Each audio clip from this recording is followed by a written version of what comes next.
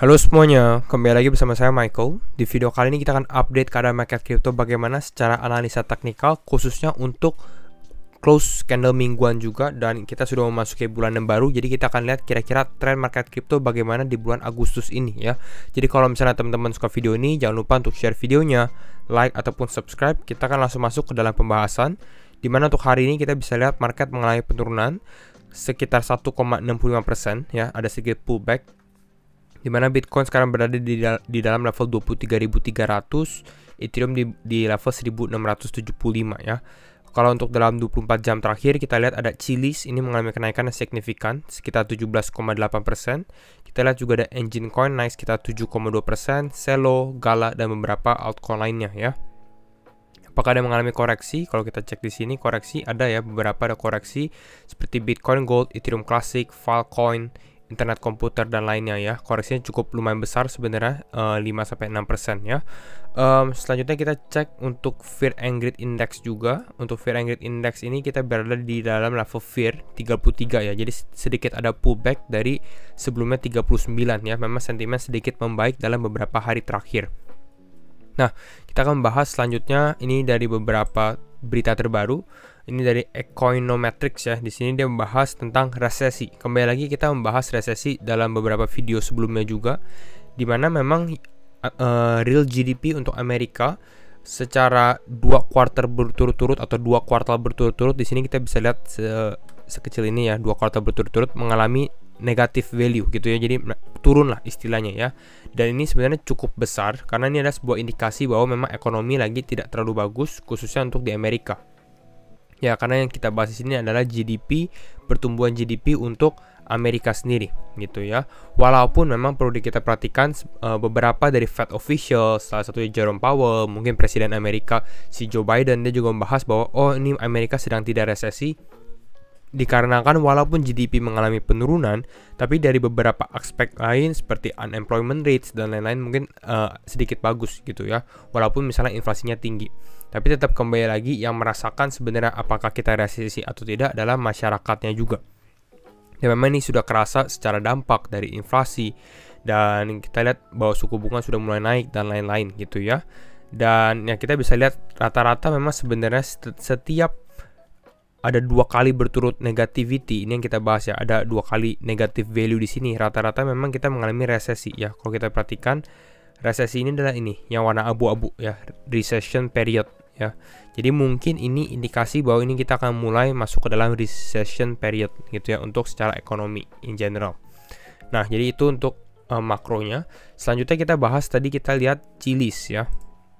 Di sini Chiliz mengalami kenaikan yang signifikan 17,8%, dan memang kita bisa lihat di sini Chiliz ini ada berita yang cukup besar, yaitu adalah Barcelona to accelerate Web3 strategy, Socios.com invest $100 million atau sekitar $100 juta in Barca Studios. Jadi ini adalah FC Barcelona bekerja sama dengan Socios.com, dan Socios.com ini adalah platform Web3 ya, tokennya yaitu Chiliz sebenarnya ya. Makanya kita bisa lihat Chiliz mengalami kenaikan yang signifikan karena dengan berita ini gitu ya. Jadi ini untuk Chiliz ya. Lalu yang kita bisa lihat lagi sebenarnya bukan hanya seperti ini, tapi kita bisa perhatikan Socios.com invest di dalam Barca Studios. Artinya apa? Artinya Barcelona ini sudah mulai masuk ke dalam era blockchain mungkin ya. Kita bisa dari sini, FC Barcelona has announced that blockchain-powered fan engagement and rewards platform Socios.com ya, blockchain untuk Web3 dengan tokennya Chiliz. Dia akan menjadi partner untuk FC Barcelona blockchain, jadi untuk di bidang NFT, digital asset, dan Web3 strategies. Dan dengan $100 juta ya untuk Barca Studios ini akan acquire sekitar ya bisa dibilang 25% atau 1/4 dari stake di dalam digital kontennya untuk Barcelona, bisa dibilang seperti itu. Makanya cukup naik gitu ya secara harga dari Chiliz sendiri, karena sangat-sangat positif juga, karena Barcelona juga klub sepak bola yang bisa dikategorikan besar gitu ya. Selanjutnya kita lihat juga ini juga perusahaan yang besar juga, Tiffany & Co ya, perusahaan perhiasan, di mana dia juga mengumumkan an NFT collection for CryptoPunk holders gitu. Jadi setiap wallet crypto yang mempunyai CryptoPunks ini bisa mendapatkan that will grant owners the right to claim a real pendant. Jadi ini bisa dibilang perhiasannya lah gitu ya. Tapi tetap ada biayanya gitu ya, dan biayanya bukan biaya yang cukup murah. Kalau kita scroll di sini, kita dari sini limited supply of 250. Jadi ada cuma 250 doang dengan harganya tuh sekitar 30 Ethereum. Ya, tapi ini artinya apa? Artinya mulai banyak perusahaan-perusahaan lebih terekspos lagi mungkin ke NFT, ke blockchain seperti itu. Jadi ini adalah indikasi positif gitu. Walaupun sebenarnya kita memang masih di dalam bear market, tapi kita bisa lihat impact yang terjadi gitu ya. Jadi ini untuk beberapa beritanya. Selanjutnya apakah ada? Nah, ini dari technical, dari Miles Dutcher. Di sini dia membahas tentang Ethereum. Ya, karena bisa kita bilang Ethereum ini mengalami kenaikan yang signifikan ya dalam beberapa hari terakhir. Mungkin dari rumor the merge dan lain-lainnya.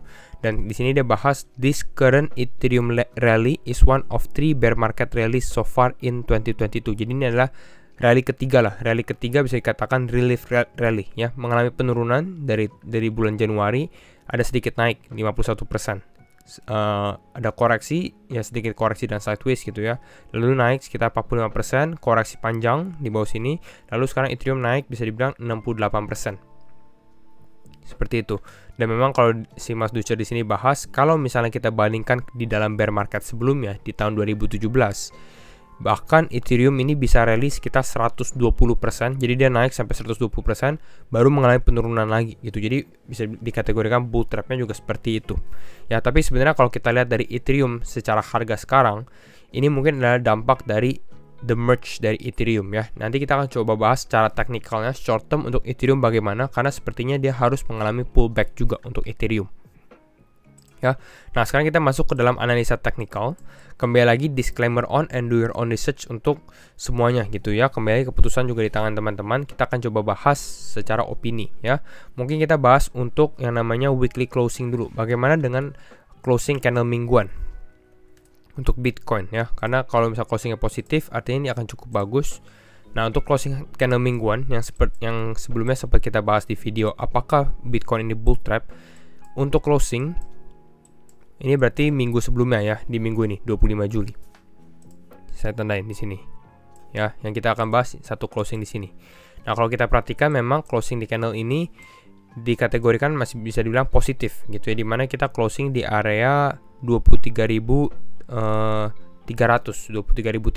Jadi memang kita closing di atas level moving average 200. Ya, jadi ini indikasi positif. Jadi kalau teman-teman tanya kalau closing seperti ini bagaimana? Ini sebenarnya cukup bagus. Artinya mungkin ada potensi Bitcoin atau market crypto in general secara di bulan Agustus sendiri mungkin bisa ada sedikit kenaikan gitu ya. Targetnya ke berapa? Targetnya saya rasa mungkin ke level 27.000, 26.000 itu masih cukup mungkin gitu ya, cukup mungkin ya. Level ke area level ini 28, 27 ya, yang sebelumnya jadi support sebelumnya di area ini. Jadi itu secara targetnya untuk closingnya. Walaupun perlu kita perhatikan juga sebenarnya ya, closingnya memang cukup positif. Tapi kalau kita perhatikan lebih lagi, sebenarnya Bitcoin ini sempat naik sampai level 24.700 ya. Jadi dia naik sampai 24.000. Lebih tepatnya 24.600 naik di level ini. Lalu sebelum closing ada sedikit pressure ya, selling pressure mengalami penurunan ke level 23.000. Artinya apa? Artinya sebenarnya ini cenderung dia ada sedikit pelemahan juga kalau secara short term price actionnya. Ya, sebenarnya kalau misalnya Bitcoin closing mungkin di area level 24.000 itu akan sangat-sangat bagus. Artinya bullish, orang-orang yang lebih bullish ya, yang lebih mau market crypto untuk naik ini lebih ada penguatan, istilah seperti itu. Nah, tapi kita di sini ada sedikit pressure ke bawah. Artinya mungkin kalau kita lihat untuk minggu ini, di awal-awal minggu ini, kalau kita lihat secara short term price action ya, kita gabungkan. Kita dari sini ya, secara short term. Nah, kalau secara short term memang kita bisa lihat Bitcoin ini 3 hari terakhir mengalami candle merah. Untuk hari ini belum closing ya, tapi ini hijau, tapi hijaunya juga tidak terlalu signifikan. Kalau kita lihat secara candle 4 jam memang Bitcoin sedang mengalami koreksi. Ya, kalau secara short term bagaimana untuk Bitcoin sendiri? Ini yang seperti kita gambarkan di video sebelumnya, Bitcoin mungkin bisa breakout ke atas, fake out gitu ya, naik pura-pura breakout, ternyata nggak kuat, terus ke bawah lagi gitu. Dan memang sekarang ini Bitcoin sudah hit target kita. Kita sampai membuat target secara short term koreksi ke level area 23.200 ya. Di sini Tapi saya rasa mungkin untuk sekarang ya lebih condong mungkin Bitcoin akan ada koreksi lanjutan ya, tapi koreksinya mungkin nggak terlalu besar juga, mungkin bisa tes ke level area 22.000 di bagian level bawah sini gitu ya, target berikutnya sepertinya ya. Tapi mungkin ini kita konsolidasi dulu beberapa jam. Kalau ternyata support ini nggak kuat, karena sebelumnya di sini kan ada resisten ya, ada resisten di sini, ini sempat ada resisten juga gitu ya. Jadi kalau misalnya support ini nggak kuat, mungkin Bitcoin mulai condong ke bawah sini. Ya jadi bisa dibilang sebagai pullback gitu ya, pullback yang cukup besar. Tapi sebenarnya pullbacknya cukup normal juga sih, karena kalau kita perhatikan dari level bawah sini dia naik, Bitcoin naik 19% gitu ya, Bitcoin naik 19%. Kalau Bitcoin turun ke area level 22.400an, ini pullback sekitar 8%, masih cukup normal gitu ya. Sebelum akhirnya dia membentuk higher high baru gitu ya, mulai condong lebih naik di bulan Agustus gitu ya. Mungkin ini di awal minggu saja kita akan lihat ada sedikit penurunan saja. Itu kalau kita lihat secara outlooknya untuk Bitcoin gitu ya. Tapi bisa juga support ini bertahan. Ya, jadi kita lihat apakah dia benar-benar bisa breakdown atau tidak. Kalau breakdown condong lanjut ke bawah level sini. Jadi ini untuk Bitcoin. Berikutnya kita lihat juga misalnya seperti Ethereum. Hal yang sama juga. Ethereum ini kalau yang teman-teman perhatikan di grafik yang kita bahas ya, ini lebih ke arah sideways, karena di sini kita sudah bahas level 1700-an. Ini udah menjadi level resisten untuk Ethereum gitu ya, level resisten untuk Ethereum. Dan kalau kita lihat seperti ini, sepertinya Ethereum juga mengalami pelemahan nih. Lama-lama dia mengalami penurunan. Ya, trennya sedikit penurunan. Next target mungkin ke bagian bawah sini. Ini ke area level 1600 ya, 1600-an. Tapi kalau kita lihat Bitcoin ternyata breakdown ya, kalau Bitcoin ternyata mengalami penurunan, saya rasa mungkin Ethereum akan mengalami penurunan lebih dalam gitu ya. Karena kalau kita lihat Ethereum ini pumpnya lebih besar, jauh lebih besar. Nah, Ethereum ini naik 77% gitu ya, 77%. Jadi normalnya mungkin dia bisa koreksi sampai ke level 1400 pun juga masih bisa dikategorikan healthy pullback gitu ya, penurunan yang cukup normal juga. Jadi ini kita bisa lihat gitu ya. Nah, ini grafik yang lebih jelas lagi. Kalau secara short term teman-teman bisa perhatikan. Di sini kita gambarin sebagai segitiga. Ini kalau Ethereum sudah mulai closing di bawah level ini, udah mulai breakdown. Next target mungkin ke area 1600-an. Kita lihat apakah ini kuat atau tidak. Kalau enggak, next targetnya lagi mungkin bisa tes ke area level ini gitu ya. Level berapa? Sekitar level 1500-an. Jadi ini ada pullback besar lah untuk Ethereum ya. Ini sekitar 7%-an. Gitu ya. Jadi untuk Ethereum kita lihat misalnya Bitcoin dominance juga untuk saat ini. Kalau Bitcoin dominance kita lihat masih lebih ke arah sideways ya, Bitcoin dominance, walaupun ini kita lihat dia udah mulai turun di dalam area supportnya, artinya mungkin next targetnya akan perlahan-perlahan gitu ya, secara pergerakan perlahan-perlahan akan mulai condong ke bawah, trennya ke bawah gitu ya. Walaupun saya sebenarnya belum melihat altcoin season akan terjadi gitu, jadi artinya mungkin kita turun ke bawah, terus kita mulai Bitcoin dominance mulai menguat lagi seperti itu ya, lebih ke arah sideways-nya. Kalau untuk USDT dominance bagaimana? Nah, kalau USDT dominance, nah ini menarik. Kenapa? Karena USDT dominance berada di dalam level supportnya. Kita bisa lihat dari sini, ini support kuat untuk USDT, ini juga support gitu ya, dan ini dia mulai ada kenaikan lagi. Artinya apa? Kalau USDT dominance-nya naik, artinya orang mulai take profit lagi nih gitu ya. Misalnya orang-orang yang udah beri Ethereum sekarang mulai take profit, makanya dominance USDT-nya naik karena lebih banyak orang yang memegang stablecoin, istilahnya seperti itu. Ya, jadi ini condong kalau seperti ini mungkin market justru akan sedikit koreksi baru mulai naik lagi seperti analisa yang kita gambarkan gitu ya.